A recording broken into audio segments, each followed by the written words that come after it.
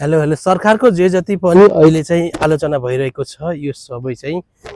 नबुझेर भइरहेको छ। यदि बुझ्थ्यो भनेपछि त सरकारले चाहिँ गरेको कामलाई चाहिँ एकदम सही तरिकाले बुझेर चाहिँ जतिजनाले बुझेका थिए बुझेको मान्छेले चाहिँ नबुझेको मान्छेलाई बुझाउनु पर्ने थियो अथवा जनप्रतिनिधिहरूले चाहिँ विपक्षी दलहरूले पनि यो कुरा बुझ्नु पर्ने थियो र जनतालाई सही तरिकाले बुझाउनु पर्ने थियो। तर चाहिँ ठ्याक्कै उल्टो भयो किनभनेपछि जो जति पनि बुझेका मान्छेहरूले चाहिँ जनतालाई बुझाउँदै बुझाएनन् र बुझेको नबुझेको मान्छे त नबुझेकै नै भइहाल्यो भनेपछि अहिले सरकारले चाहिँ जो जति गरेको कुराहरू छ त्यो कुरालाई चाहिँ के भनिरहेका छन् भनेपछि विकास गरेन भन्दैछन् कि सरकार आएको 2 महिना मात्रै भयो अनि यिनीहरूलाई चाहिँ वर्षौँदेखि 30-35 वर्षदेखि नभएको विकास चाहिँ 2 महिनाभित्र भइहाल्नु पर्ने देखियो। तर सरकारले त्यो कुरा होइन, सरकारसँग जति कराए पनि जति नै खेदो गरे पनि सरकारलाई नङ्गाउन र भुत्लाउन खोजे तापनि तर चाहिँ सरकार नाङ्गिँदैन भुत्लिँदैन किनकि सरकारले चाहिँ एक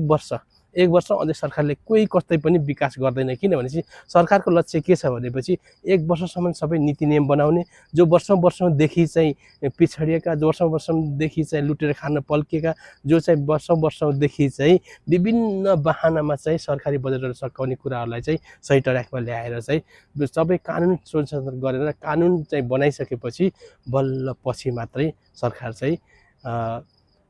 विकासतर्फ जाने देखिन्छ भनेपछि तर यो कुरा चाहिँ सबैले बुझ्दैन तर बुझेको मान्छेहरूले चाहिँ नबुझेको मान्छेलाई बुझाउँदैन। त्यसै कारणले चाहिँ अहिले नेपालमा चाहिँ धेरै जस्तो चाहिँ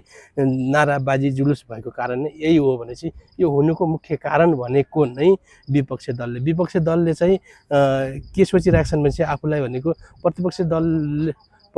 दलले के भनिरहेको छ भने चाहिँ प्रतिपक्षी दल हुँदैमा चाहिँ प्रतिपक्षी दलले चाहिँ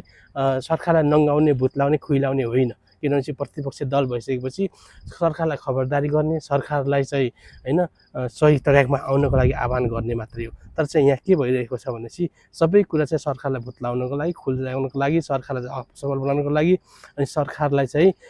नटिक्न दिनको लागि चाहिँ जनतासम्म गएर भ्रमण कुराहरू चाहिँ फैलाइएको छ अनि त्यसै कारणले गर्दाखेरि आज सरकारलाई चाहिँ